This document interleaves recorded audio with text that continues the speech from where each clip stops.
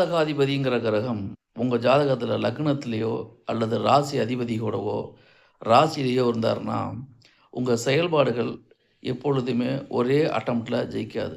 ஒரு விஷயத்துக்கு நீங்கள் பல தடவை முயற்சி பண்ணிக்கிட்டே இருக்கணும்.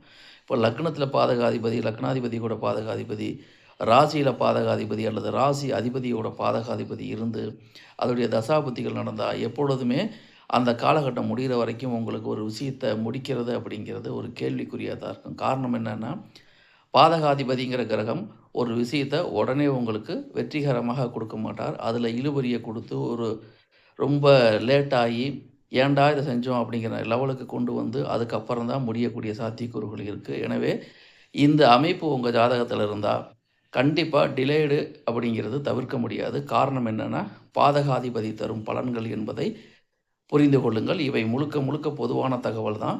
தனிப்பட்ட ஜாதகத்தை பொறுத்து பலன்கள் வேறுபடும்.